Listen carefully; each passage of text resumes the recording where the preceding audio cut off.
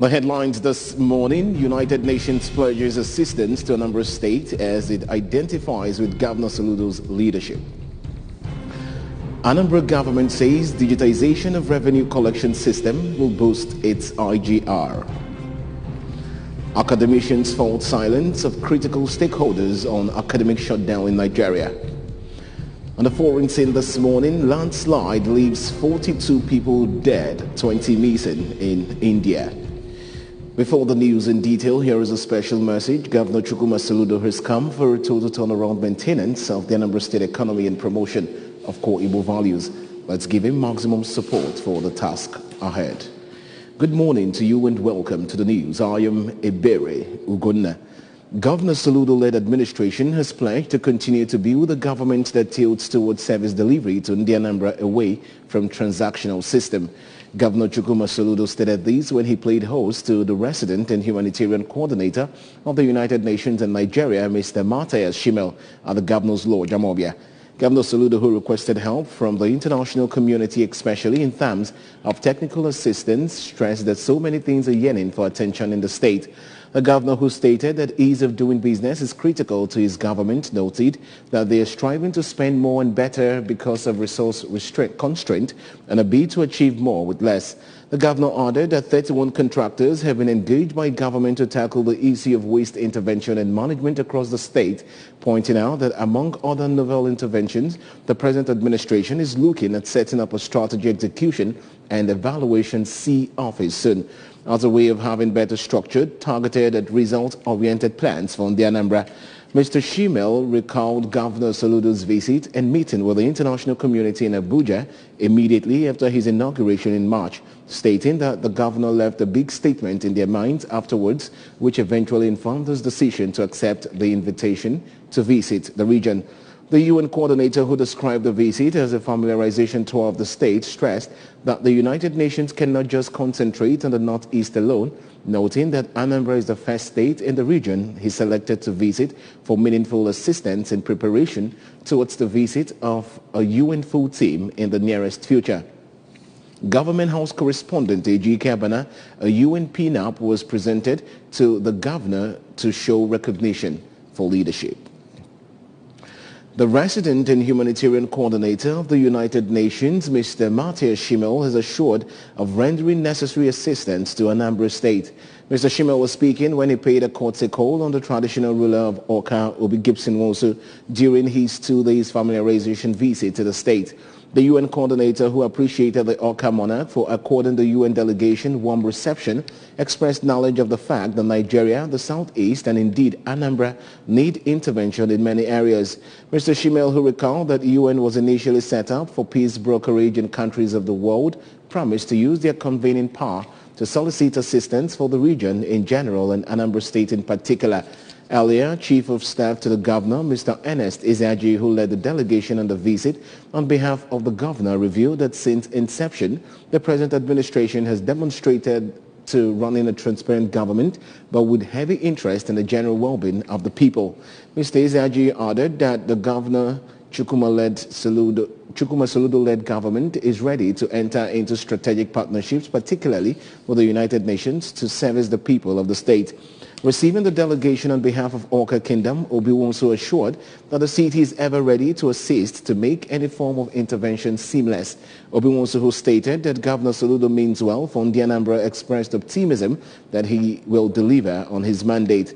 Government House correspondent A.G. Kabana reports that the visit featured music and presentation of a golden key from the Oka monarch to Mr. Schimmel, which symbolically represents unhindered access to the city at all times.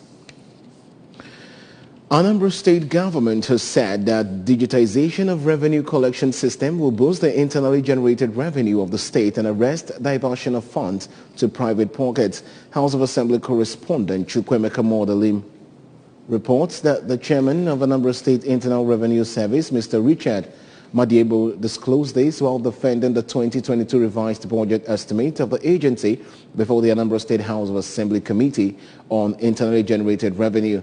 While giving an overview of what Soludo administration wants to achieve in internally generated revenue, Mr. Madiebo regretted that lack of reliable database for revenue collection has robbed the the state of a lot of revenue that would have gone into its coffers. To this end, he said, AIRS has started the process of having a clean data, such as anything that is collected in the state will be viewed from a single dashboard. The AIRS boss assured the committee that at the end of this year, the system will become operational and everybody that is related to internally generated revenue will be able to see the amount of money that comes into the state on a daily basis, stressing that the system will also enable a number of states to access over $40 million from the World Bank and other development partners every year for development purposes, just like other states. Mr. A. Madebo informed the committee that the agency has equally introduced the number of state identification number, a platform that will take care of the state security and enable the agency to pin down tax defaulters to achieve the vision of Governor Chukwuma Soludo. On their tax stations that were not functional for the past years, Mr. Madebo revealed that they will be reopened and given full internet complementarity so that taxable adults can do business transactions there rather than resorting to their revenue house in Awka. He expressed confidence that when all these measures are implemented, the agency could generate up to 5 billion naira every month for the state.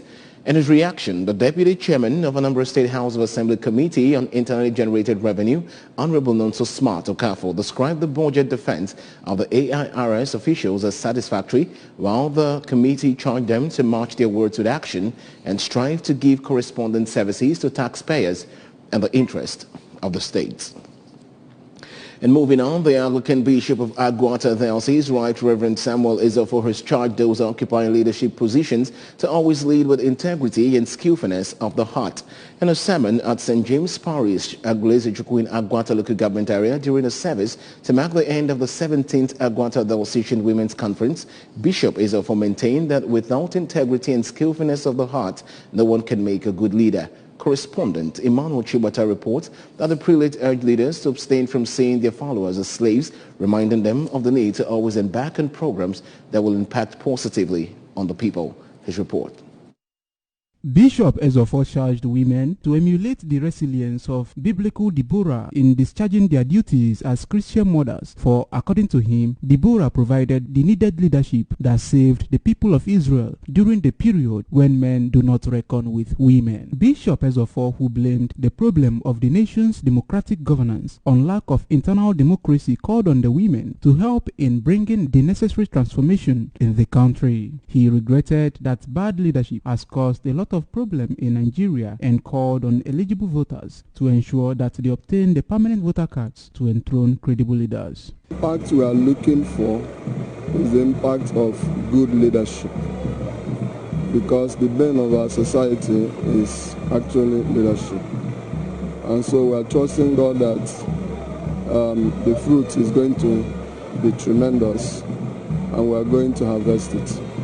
In an interview, the president of the conference, Mrs. Chinyere Ezeofor, charged delegates that attended the event to impart the knowledge garnered from the conference to others in order to build a decent and God-fearing society. She appealed to women to inculcate morals and train their children in godly ways to save the society from insecurity for meaningful development to thrive. If I train my children in the way of the Lord, and they have the fear of God inculcated in them, they will never grow up to become a threat to the society. The women should go back to their homes. God has given us the work to bring up godly children who will be known everywhere for the fear of God in them. The vicar of the church, Reverend Canon Izuna Moneke, cautioned mothers against delegating their family role of child upbringing to their house helps, describing it as counterproductive. Some of the delegates, Lady Chinyere Mbakwe and Lady Ndidi Obiora, who thanked Mrs. Ezeofor for choosing an appropriate theme for the conference, said that the event had far-reaching benefits and charged Christian mothers to aspire to be role models. We are the closest to the children. I have this belief and understanding that this conference is going to impact positively on the women and cascade from the women to their children and to the society at large. So the society will benefit immensely from this conference. The event, which featured a special prayer for Nigeria in distress and cutting of the conference cake, was attended by the Chancellor of Agwata Diocese, Justice Peter Obiora, President Agwata Diocesan Council of Knights, Sir Isaiah Ezezika, Agwata Diocesan Legal Secretary, Mrs. Chinelo Okoye, among others. The traditional ruler of Aguleze Chukwu, Igwe Felix Ebelendo, was also in attendance. With the theme of the conference, Divine Principle of Transformation Leadership, holding here in Aguleze Chukwu, if put into consideration, it will impact the women in particular, the society and Nigeria in general. From Aguleze Chukwu, in Agwata Council area, this is Emmanuel Shibata reporting for ABS News. And moving on to all national stories now. As a strike declared by the Academic Staff Union of Universities, ASU entered its 140th day today. The Socio-Economic Rights Accountability Project, SERAP, and other education rights groups, such as the Reform Education Nigeria and Education Rights Campaign, have berated the President Muhammadu Buhari administration over the prolonged shutdown of academic activities in the nation's tertiary institutions. The Joint Action Committee of the Senior Staff Association of Nigerian Universities and the Non-Academic Staff Union of Education and other allied institutions also declared strike on 25th March, and while the National Executive Council of Academic Staff Union of Polytechnics, ASUP, is currently meeting in Jigawa State after calling off a 2-week warning strike, the Colleges of Education Academic Staff Union recently commenced a 2-month strike. Speaking to journalists, the Program Director, Reform Education Nigeria, Ayodamola Oluwatoyin, faulted the silence of critical stakeholders on the academic shutdown and described as saddening the fact that the government has continued to allow negotiations to linger with no end in sight, urging the presidency to, as a matter of urgency, take over the negotiations with the unions in order to achieve results soonest. And moving on to the foreign team, rescue teams in the northeastern Indian state of Manipur are searching for 20 missing people days after a massive landslide. More than 40 people have died so far in the landslide, which hit a railway construction site late on Wednesday. The victims were mostly laborers and members of a volunteer force of the Indian Army. Officials say heavy rains and fresh landslides have hampered rescue efforts. And that's it on the news this morning. But remember that you can follow news and programs on ABS from any part of the world by liking our Facebook page at ABS Radio Television. Subscribe to our YouTube channel at ABS Television. Okay, follow us on Instagram at ABS Radio TV. You can also log on to our website at www.absradiotv.com. And just before we go this morning, a quick look at all major stories. United Nations have pledged assistance to Anambra State as it identifies with Governor Soludo's leadership. Anambra government has said that digitization of revenue collection system will boost its IGR. Academicians have faulted the silence of critical stakeholders on academic shutdown in Nigeria. And on the foreign scene, we brought to you that landslide has left 42 people dead, 20 missing in India. And that's the size of our package this morning. But here's a special message. Governor Chukwuma Soludo has come for a total turnaround maintenance of the Anambra State economy and promotion of core Igbo values. Let's give him maximum support for the task ahead. Many thanks for joining us on the news this morning. I am Ebere Ugonna. Good morning. Anambra continues shortly. Please stay with us.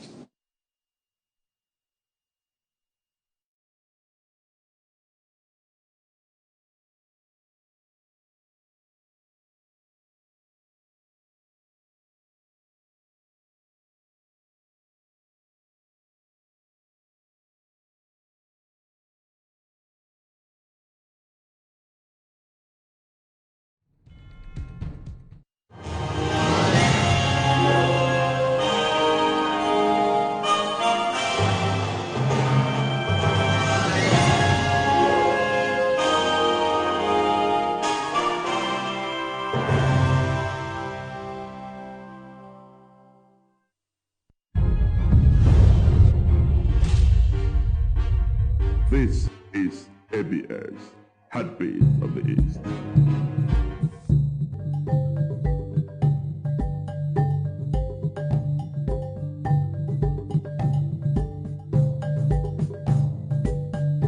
aha m bụ Jacinta Eze Okeke. Abụ m onye Udi n'Enugu steeti. Year 2016 mgbe m dị 12 years ka ndị nna mara wakporo na be anyị wee rape m wee gaba police station eji agwa ha mana m amara ndị ahụ. Dịka nkwaso mmadụ iko n'ike na-akawanyezi njọ, ọ bụrụ nnukwu ihe ọghọm bụ nke na-adapụtasị n'oge dịka oge a, ọ dịgosi mkparị nne na-agbatara ọsọ enyemaka nyere ndị na-agabiga ụdị ajọ ọnọdụ dị etu a. Ndị European Union's Rule of Law and Anti-Corruption Project (ROLAC) mepere ebe a ga na-eneta ndị nọ n'ọnọdụ dị etu a na-akpọ Sexual Abuse Referral Center dị n'Enugu Ukwu General Hospital na kansụl Nchịkọ Ọka na Anambra steeti, n'inye nkọwa doro anya banyere iguzobe ya bụ ụlọ a na-akpọ ntasi n'olu Igbo. Onye ji ọkwa Center Manager bụ Reverend Sister Dr. Benedict Uchendu kọwara na nke anụnwa bụ ịgba ndị nọ n'ajọ ọnọdụ dị etu a ume bụ ndị nọgasị n'ebe dị iche iche n'ala anyị bụ Naịjirịa.